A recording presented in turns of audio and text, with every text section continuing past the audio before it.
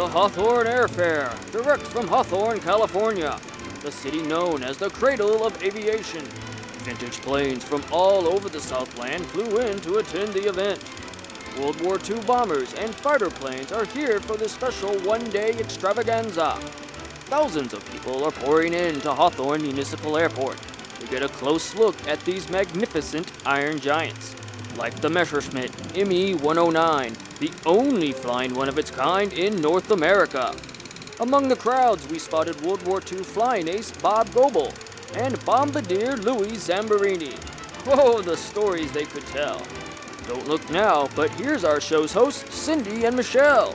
Hello, ladies. Buckle your seatbelts and prepare to take a flight back in time. The Hawthorne Airfair starts now. Hello, I'm Cindy San Luis. And I'm Michelle Tucker. Welcome to this year's Hawthorne Airfair here at Hawthorne Municipal Airport. Step back in time with us today as we take a look at more than 50 vintage warbird planes that once defended our nation in times of war. We'll also be talking to the men and women who flew those magnificent airplanes, which have all been restored to look the way they did back in the wartime eras. The Western Museum of Flight, who puts on this airfair each year, has their own impressive collection of warbird planes. I recently took a tour of the museum. Let's go take a look. Today, the Hawthorne Airfair has brought out warbird planes and their pilots from all over the Southland.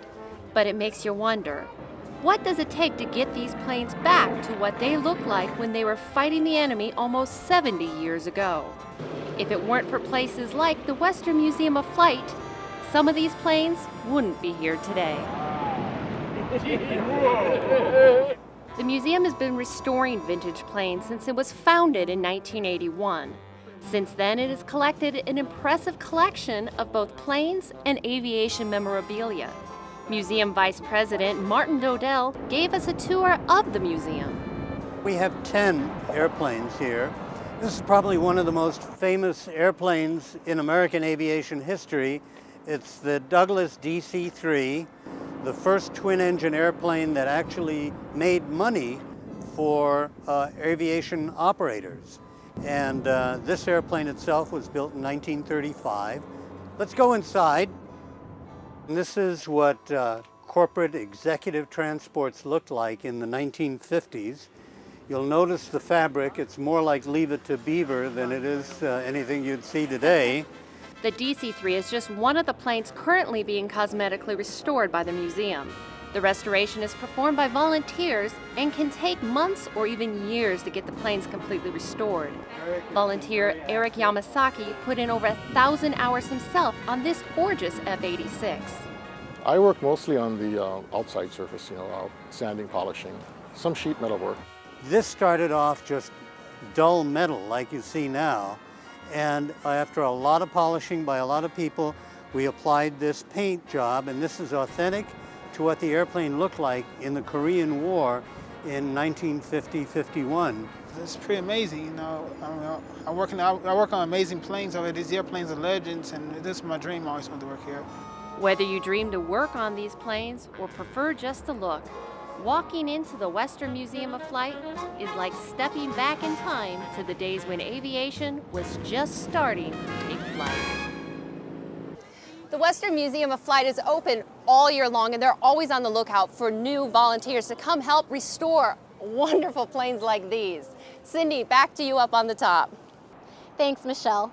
I've got a great view up here, and people are already swarming in to take a look at these vintage planes.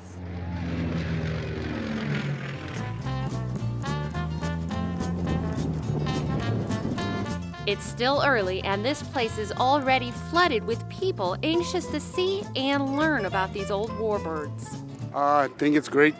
It's a beautiful day. They got a lot of nice, neat planes here. The people are still coming in, so that's great. Over 60 planes, all different types and models, are lined up on the historic Jack Northrop Field. I'm actually standing in a B-25J Mitchell, which is a medium-sized bomber made famous in World War II. These were the planes that did the Doolittle raid right after Pearl Harbor. In the day, there was only 9,998 of these made. Today, there's only 40 left in the world and only 25 that fly, and this is one of them. Like the bomber, all the planes here today have unique histories behind them. And this B-17 is also a rare plane to find. We built these planes for 10 years, all the way from 1935 through 1945. And in that 10-year period, we built a grand total of 12,731. And today in the whole wide world, there are only 13 flyable B-17s left. Today's airfair also hosts a myriad of smaller, more maneuverable fighter planes, like this P-51D Mustang. This was World War II's top all-around fighter, combining speed, maneuverability, and firepower. Pilots are seen walking up and down the field and are all more than happy to talk about the planes they arrived in. The name of the airplane is a 1951 Hawker Sea Fury. It's British built, and it was sent to Australia in 1951 and operated by the Royal Australian Navy. The pilots aren't the only ones to develop strong attachments to these warbirds. Some planes trigger memories for visitors as well. My husband, he served in 3 wars. Really? Yeah, WW2 and Korea and Vietnam, and he flew missions, I don't know how many missions overseas. How does it make you feel being around all these old aircraft? Like I'm home. This is my home. Among the crowds were veterans that once flew these planes back during the wars, and the history and stories they can provide are priceless. We get to have a chance to go and talk to a lot of vets, which are dying off rather quickly now. So we try to keep that, their story alive. I mean, they don't teach it in school anymore, so, we're just trying to, keep what history is supposed to be about. I'm here with World War II pilot Bill Allen. How are you doing today? Great, and you? Not too bad, not too bad. How are you doing today? How are you liking the airfare? It's a nice airfare. First time I've been to this particular one. Mm-hmm. How is it seeing all the old planes? Oh, it brings back a lot of good memories. Is the one that you flew here? I don't know. I haven't been down to the other end of the line yet. I have heard that there's a 51 here somewhere. Now, I have this old photo of you. Why was this taken? Well, that was taken 2 days after I shot down 5 German aircraft on one mission, and it shows the crosses on the aircraft signifying my victories. What a great story. Well, thank you so much for talking with me today. Cindy, back to you. Thanks, Michelle. I'm here with Lieutenant Colonel Bob Goebel, a World War II flying ace who shot down 11 enemy aircraft. How are you today? Fine. Thank you very much, Cindy. Thanks for joining us. So, how long have you been coming to the airfair? Well, I think this is my 5th or 6th time. I can't quite remember, but quite a long time. And why is it important for you to come out every Well, time? of course, I live in this community, and so I have an affinity for this particular air show and the people that put it on, and I'd like to see it succeed. And I think it's important for the young people of today to see the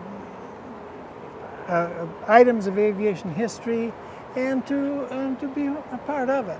So how long were you in the military? I think I signed up in March of 1942 and was called to begin my training in August of 42, and I finally graduated and won my silver wings and my second lieutenant's bars in May of 43.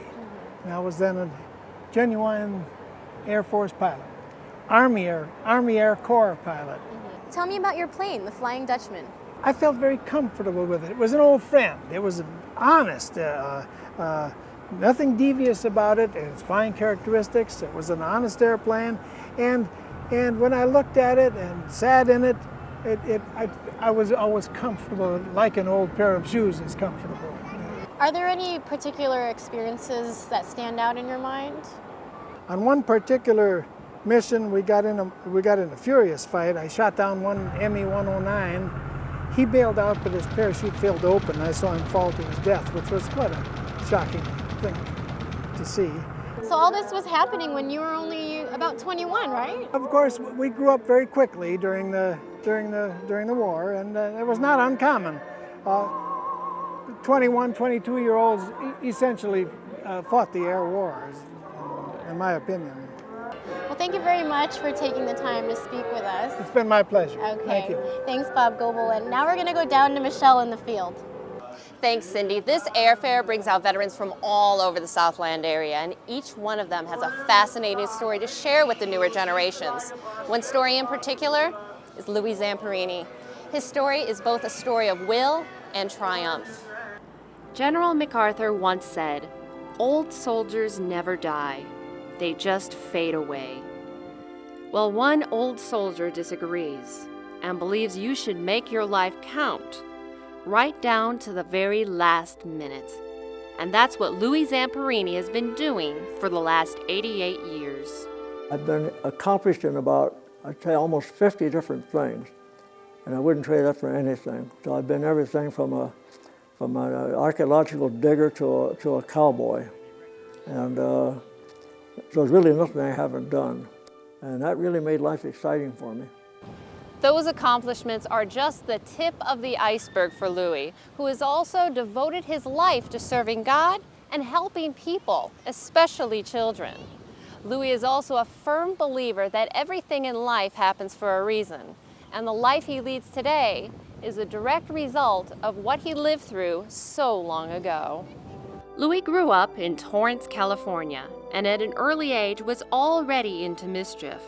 It was his older brother, Pete, who persuaded him to give up his delinquent ways and channel his time and energy into becoming a runner. Louie quickly excelled, becoming one of the fastest runners in the country, which eventually led him to the 1936 Olympic Games, held in Berlin. My event was the 5,000 meters, but I gained about 12 pounds on the boat going over. Those extra pounds kept Louie behind in the final lap, but it was his next move that caught the attention of the audience. And I sprinted the whole last lap in 56 seconds, which was unheard of in those days, and so they called it a blistering last lap, and Hitler saw that. And as a result, I had to come over, so I shook hands with Hitler. He finished in 8th place, hoping to compete in future Olympics. Unfortunately, those games never came. I always believed that there should be no interference with the Olympics. Wars shouldn't interfere, politics shouldn't interfere, nothing.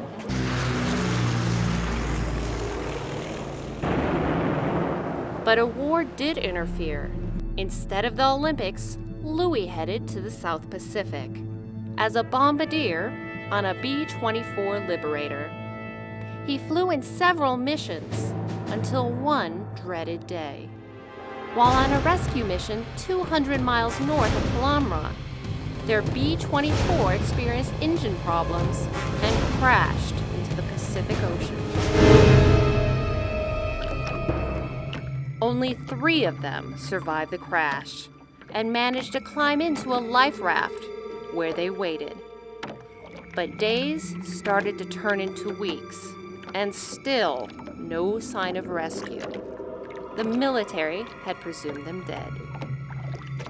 The only water they drank was when it rained, and the only food they ate was what fish they can get away from the sharks that constantly surrounded the raft. After 27 days alone at sea, they were finally spotted, unfortunately, by the wrong side. It was the most drastic moment of all, and that was the day we were strafed. I mean, a Japanese Sally Bellarmine came over and strafed us for a half hour. I mean, you know, they wouldn't give up.